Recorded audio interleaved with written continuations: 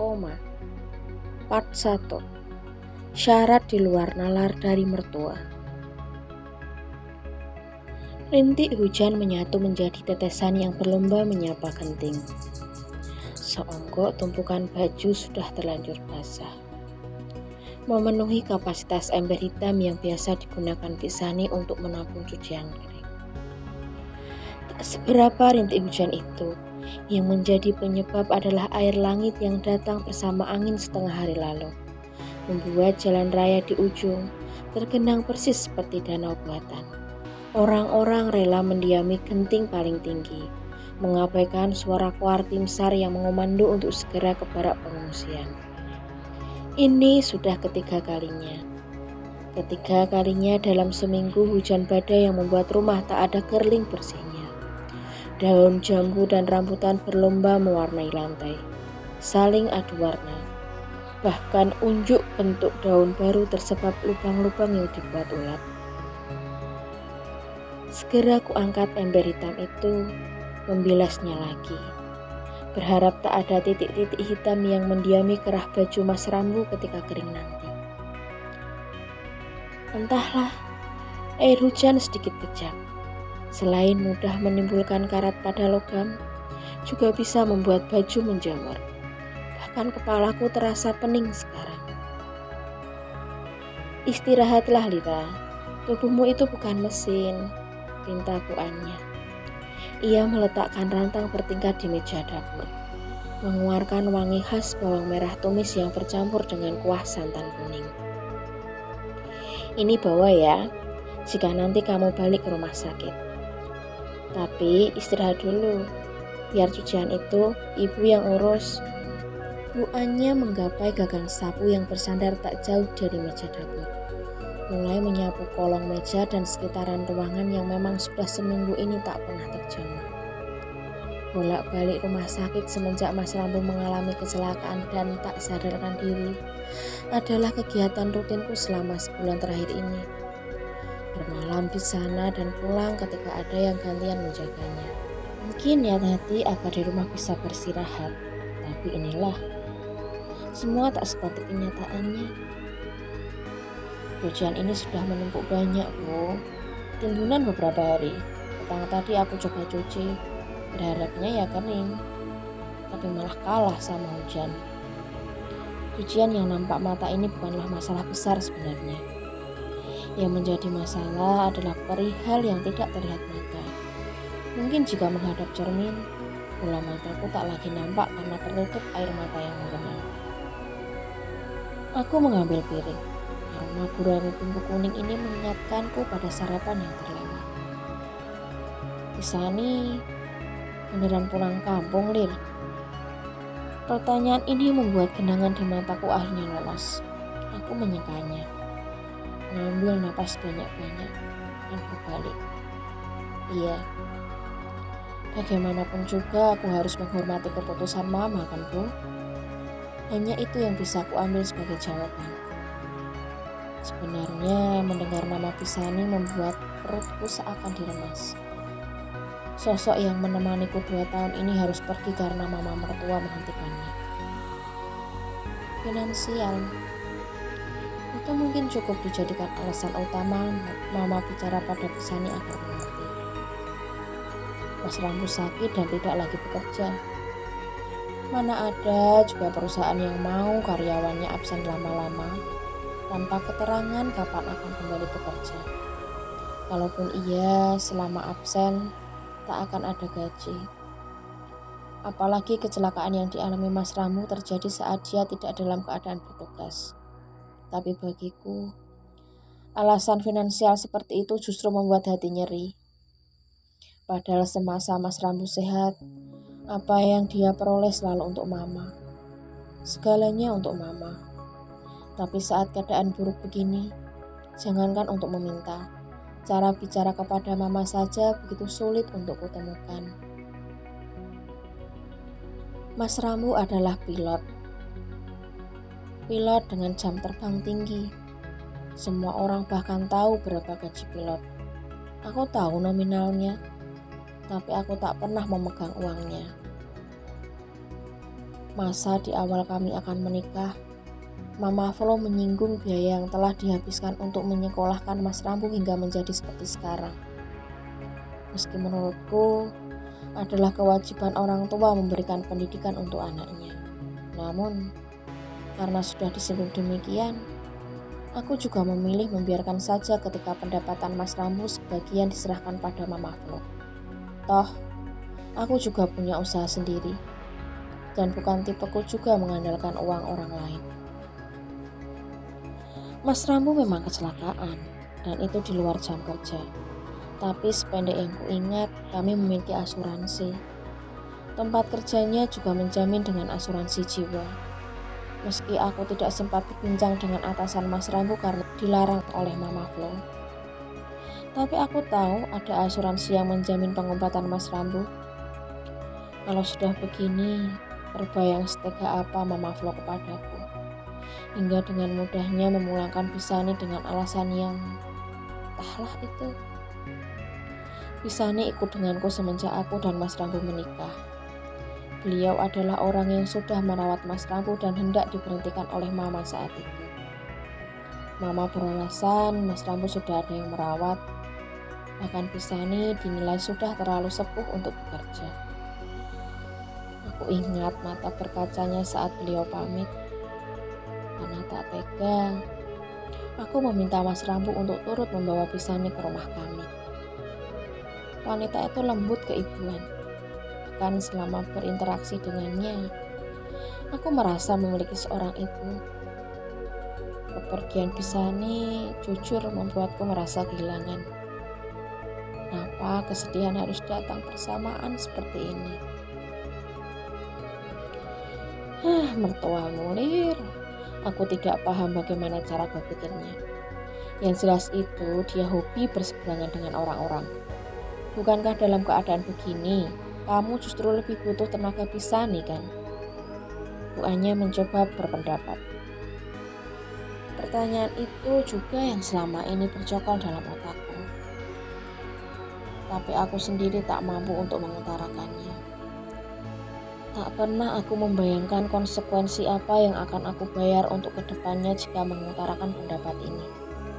Bukannya apa, otakku sudah penuh bagaimana caranya agar Mas Rambu sembuh. Sudahlah Bu, aku masih bisa mengerjakan semuanya. Tidak asing bagiku untuk mengerjakan pekerjaan rumah. Toh, dulu-dulu aku juga mengerjakannya. Yang terpenting sekarang Mas Rambu bisa pulih. Ini kalimat penenang yang selalu kuulang dalam keputusasaanku. Semoga bisa juga menjadi kalimat yang bisa menenangkan Bu Anya. Wanita itu tersenyum menatapku. Tangannya bergerak untuk mengusap pundakku. Tentu saja itu memberikan rasa hangat, memberi kekuatan pada diriku bahwa masih ada orang lain yang peduli. Bu Anya sendiri sering datang mengunjungiku, setidaknya sebulan sekali untuk sekedar mengobrol. Dia penghibur yang handal, selalu menghiburku dengan aneka macam olahan makanan yang dibuatnya sendiri. Meski sudah masuk paruh baya, tapi tetap saja lincah. Seorang pemerhati yang handal, yang hanya dengan sekali melihat, resep apapun selalu bisa dia buat. Kenapa tak dihabiskan? Tidak senikmat makanan yang dibuat Pisani pasti ya. Bu Anya membuatku kaget. Ini nikmat Bu, sungguh ini nikmat. Tapi mengingat Pisani tak hanya sebatas mengingat rasa masakan. Jauh dari itu, aku bahkan tak diizinkan untuk melepas kepergiannya. Mama langsung mengantarkan ke stasiun hari di mana Pisani diberhentikan. Ia bahkan masih meninggalkan bahan-bahan yang sudah diraciknya di meja untuk dimasak. Andai aku bisa menceritakan ini pada Biannya. Nikmat Bu, tapi entah kenapa mulutku terasa pahit. Sekarang kepalaku saja pening. Kamu itu kelelahan, Lira. Kelelahan. Kemarikan dan istirahatlah. Dasar mertuamu. Bagaimana mungkin orang setua itu tidak peka? Orang sehat menjaga orang sakit di rumah sakit. Ujung-ujungnya juga ikut sakit. sudah capek badan, capek pikiran juga. Bu Anya, aku sudah biasa. Yang penting sekarang Mas Rambu itu lekas sehat, lekas sadar. Aku menghambur ke pelukan wanita berambut coklat itu. Dia menyambutku. Inilah yang kusuka darinya. Pelukannya, senyumannya. Dia orang yang hangat. Ya, itu yang penting. Mungkin tidak ada yang percaya, tapi kamu sudah ibu anggap sebagai anak sendiri. Meskipun kamu itu tidak jadi menantu ibu karena menolak Arkan. Buahnya terkekeh. Tapi ibu berharap kamu bahagia. Kamu benar-benar bahagia kan, Lir? Samar aku mendengar Bu Anya berbisik di tengah kantukku. Kekehannya juga. Hanya sebentar. Selanjutnya tak lagi ku dengar suara apapun. Yang terasa hanya elusan tangannya di kepalaku hingga aku terlelap. Minum ini, Lira. Minum. Tidak, Mas. Aku gak mau. Jangan paksa lagi, Mas. Aku mohon. Minum, Lira. Ini demi kebaikan kamu, kebaikan kita. Enggak, Mas. Tidak ada kebaikan jika begini adanya. Aku mau hamil, Mas. Aku mohon. Enggak, Rira. Aku enggak ingin punya anak. Tapi kenapa, Mas? Kenapa? Apa menurutmu aku tidak pantas menjadi seorang ibu? Bukan seperti itu, Lira. Bukan. Berhentilah menyudutkanku. Tidak menyudutkanmu, Mas. Hanya kenapa? Kenapa kamu tidak mau aku hamil?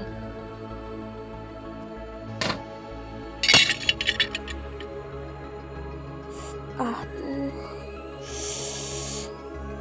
Darah segar mengucur dari punggung kakiku. Beling gelas sudah berserak saat kesadaranku mulai pulih. Bagaimana pula aku tertidur tadi, sampai menyinggol gelas dan akhirnya jatuh di kakiku sendiri seperti ini. Aku menyeka darah yang mengalir dengan tisu. Entah, perdebatan itu menjadi mimpi harian akhir-akhir ini. Bahkan ketika bangun, aku merasa berada di suasana yang sama seperti perdebatan itu terjadi. Mungkin benar yang dikatakan Bu Anya. Aku lelah. Iya, terlalu lelah.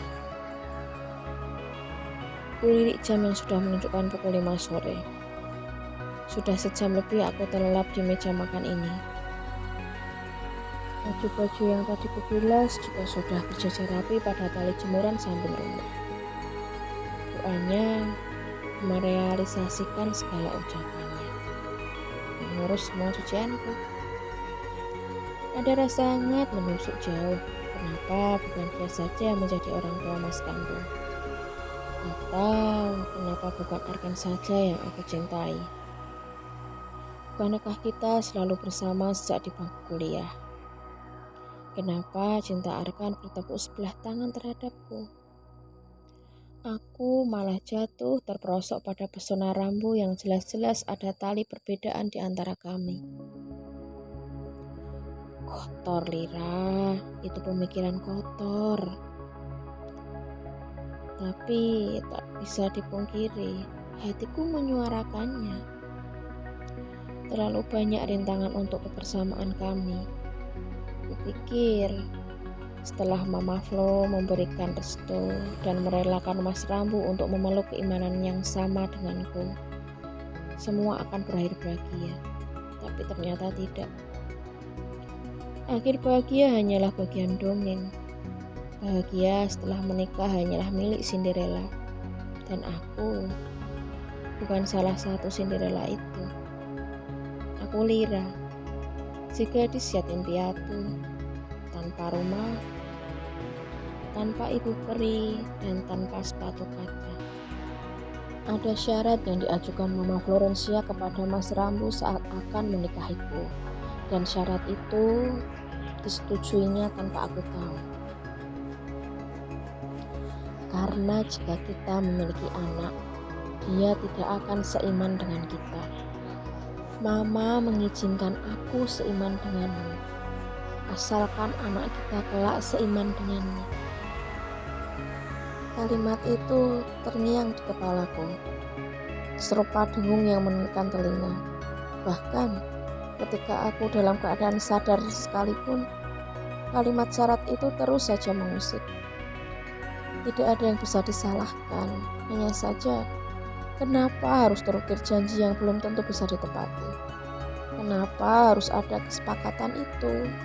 Kenapa Mas Rambu harus tega kepadaku? Apakah dia tidak tahu jika kesepakatan itu adalah hal yang fatal? Bukankah aku sudah membuka diriku sebebas mereka yang ingin ketahui? Bahkan inilah aku sadar diri bahwa ketidakjelasan identitas orang tuaku adalah fakta yang tidak bisa kuubah. Aku juga tahu banyak orang tua yang pastinya tidak ingin melihat anaknya menikah dengan orang yang tidak jelas asal-usulnya.